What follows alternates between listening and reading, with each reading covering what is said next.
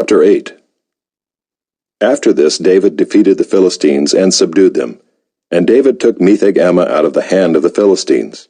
And he defeated Moab, and he measured them with a line, making them lie down on the ground.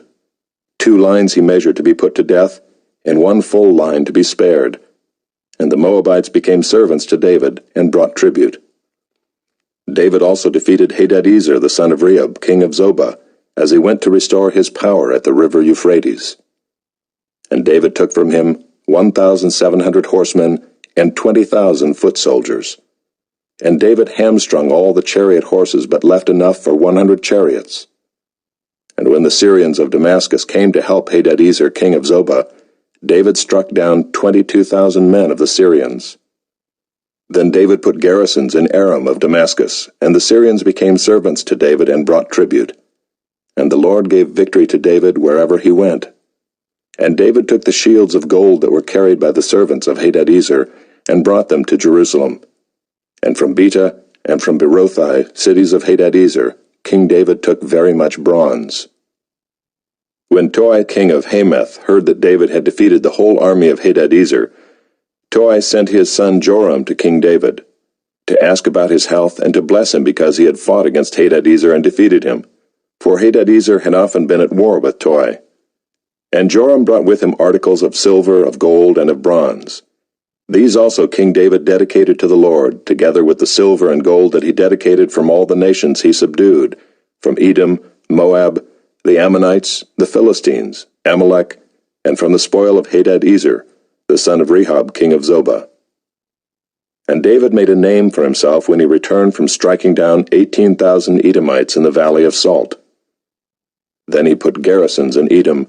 Throughout all Edom he put garrisons, and all the Edomites became David's servants. And the Lord gave victory to David wherever he went. So David reigned over all Israel, and David administered justice and equity to all his people. Joab the son of Zeruiah was over the army, and Jehoshaphat the son of Ahilud was recorder, and Zadok the son of Ahitub and Ahimelech the son of Abiathar were priests, and Seraiah was secretary, and Benaiah the son of Jehoiada was over the Kerethites and the Pelethites, and David's sons were priests. Chapter 9. And David said, "Is there still anyone left of the house of Saul, that I may show him kindness for Jonathan's sake?" Now there was a servant of the house of Saul, whose name was Ziba, and they called him to David. And the king said to him, "Are you Ziba?" And he said, "I am your servant." And the king said, "Is there not still someone of the house of Saul, that I may show the kindness of God to him?" Ziba said to the king, "There is still a son of Jonathan, he is crippled in his feet." The king said to him, "Where is he?" And Ziba said to the king, "He is in the house of Machir the son of Ammiel, at Lo-debar." Then King David sent and brought him from the house of Machir the son of Ammiel, at Lo-debar. And Mephibosheth the son of Jonathan, son of Saul, came to David, and fell on his face, and paid homage. And David said, "Mephibosheth." And he answered, "Behold, I am your servant." And David said to him, "Do not fear, for I will show you kindness for the sake of your father Jonathan, and I will restore to you all the land of Saul your father, and you shall eat at my table always." And he paid homage and said, "What is your servant that you should show regard for a dead dog such as I?" Then the king called Ziba, Saul's servant, and said to him, "All that belonged to Saul and to all his house I have given to your master's grandson. And you and your sons and your servants shall till the land for him, and shall bring in the produce, that your master's grandson may have bread to eat. But Mephibosheth, your master's grandson, shall always eat at my table." Now Ziba had 15 sons and 20 servants. Then Ziba said to the king, "According to all that my lord the king commands his servant, so will your servant do." So Mephibosheth ate at David's table like one of the king's sons. And Mephibosheth had a young son whose name was Micah, and all who lived in Ziba's house became Mephibosheth's servants. So Mephibosheth lived in Jerusalem, for he ate always at the king's table. Now he was lame in both his feet. Chapter 10. After this the king of the Ammonites died, and Hanun his son reigned in his place. And David said, I will deal loyally with Hanun the son of Nahash, as his father dealt loyally with me. So David sent by his servants to console him concerning his father. And David's servants came into the land of the Ammonites. But the princes of the Ammonites said to Hanun their lord, Do you think because David has sent comforters to you that he is honoring your father? Has not David sent his servants to you to search the city and to spy it out and to overthrow it? So Hanun took David's servants, and shaved off half the beard of each, and cut off their garments in the middle at their hips, and sent them away. When it was told David, he sent to meet them, for the men were greatly ashamed. And the king said, Remain at Jericho until your beards have grown, and then return. When the Ammonites saw that they had become a stench to David, the Ammonites sent and hired the Syrians of Beth-rehob, and the Syrians of Zobah, 20,000 foot soldiers, and the king of Maacah with 1,000 men, and the men of Tob 12,000 men. And when David heard of it, he sent Joab and all the host of the mighty men. And the Ammonites came out and drew up in battle array at the entrance of the gate, and the Syrians of Zobah and of Rehob, and the men of Tob and Maacah were by themselves in the open country. When Joab saw that the battle was set against him both in front and in the rear, he chose some of the best men of Israel and arrayed them against the Syrians. The rest of his men he put in the charge of Abishai his brother, and he arrayed them against the Ammonites. And he said, If the Syrians are too strong for me, then you shall help me, but if the Ammonites are too strong for you, then I will come and help you. Be of good courage, and let us be courageous for our people and for the cities of our God, and may the Lord do what seems good to him. So Joab and the people who were with him drew near to battle against the Syrians, and they fled before him. And when the Ammonites saw that the Syrians fled, they likewise fled before Abishai and entered the city. Then Joab returned from fighting against the Ammonites and came to Jerusalem. But when the Syrians saw that they had been defeated by Israel, they gathered themselves together. And Hadadezer sent and brought out the Syrians who were beyond the Euphrates. They came to Helam with Shobach, the commander of the army of Hadadezer, at their head. And when it was told David, he gathered all Israel together and crossed the Jordan and came to Helam. The Syrians arrayed themselves against David and fought with him. And the Syrians fled before Israel, and David killed of the Syrians the men of 700 chariots, and 40,000 horsemen, and wounded Shobach the commander of their army, so that he died there. And when all the kings who were servants of Hadadezer saw that they had been defeated by Israel, they made peace with Israel and became subject to them. So the Syrians were afraid to save the Ammonites any more. Chapter 11. In the spring of the year, the time when kings go out to battle, David sent Joab and his servants with him and all Israel, and they ravaged the Ammonites and besieged Rabbah. But David remained at Jerusalem. It happened late one afternoon, when David arose from his couch and was walking on the roof of the king's house, that he saw from the roof a woman bathing, and the woman was very beautiful. And David sent and inquired about the woman, and one said, Is not this Bathsheba, the daughter of Eliam, the wife of Uriah the Hittite? So David sent messengers, and took her, and she came to him, and he lay with her.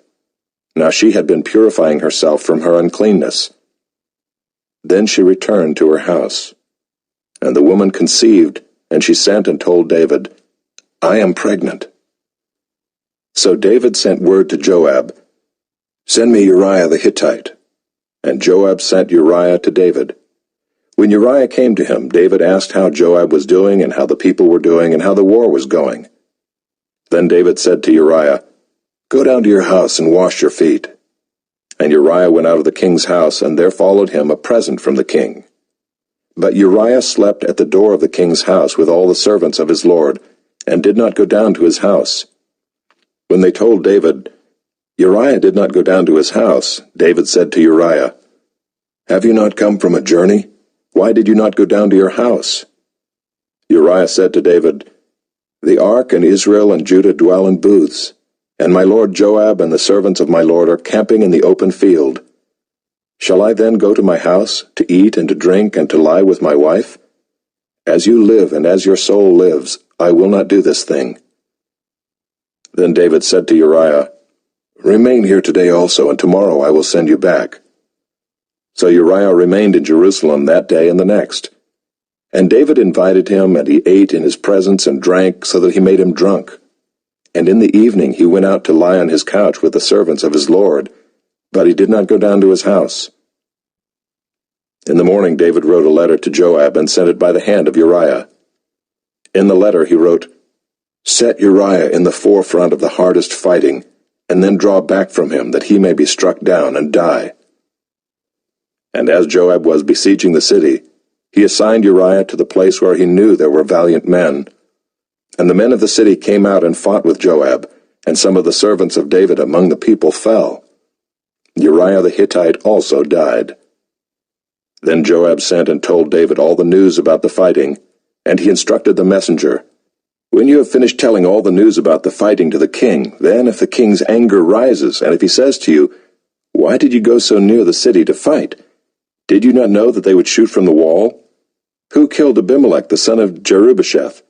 Did not a woman cast an upper millstone on him from the wall, so that he died at Thebez? Why did you go so near the wall?' Then you shall say, 'Your servant Uriah the Hittite is dead also.'" So the messenger went and came and told David all that Joab had sent him to tell. The messenger said to David, "The men gained an advantage over us and came out against us in the field, but we drove them back to the entrance of the gate. Then the archers shot at your servants from the wall. Some of the king's servants are dead, and your servant Uriah the Hittite is dead also." David said to the messenger, "Thus shall you say to Joab, 'Do not let this matter displease you, for the sword devours now one and now another. Strengthen your attack against the city and overthrow it, and encourage him.'" When the wife of Uriah heard that Uriah her husband was dead, she lamented over her husband. And when the mourning was over, David sent and brought her to his house, and she became his wife and bore him a son. But the thing that David had done displeased the Lord. Chapter 12. And the Lord sent Nathan to David. He came to him and said to him, "There were 2 men in a certain city, the one rich and the other poor. The rich man had very many flocks and herds, but the poor man had nothing but one little ewe lamb which he had bought. And he brought it up, and it grew up with him and with his children. It used to eat of his morsel and drink from his cup and lie in his arms, and it was like a daughter to him. Now there came a traveler to the rich man, and he was unwilling to take one of his own flock or herd to prepare for the guest who had come to him. But he took the poor man's lamb and prepared it for the man who had come to him.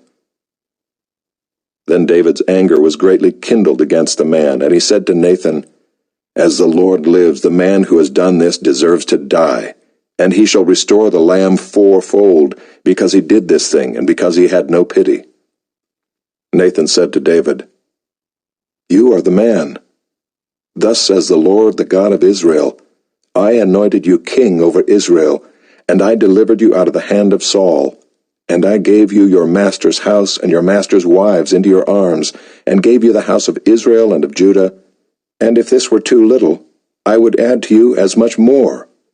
Why have you despised the word of the Lord, to do what is evil in his sight?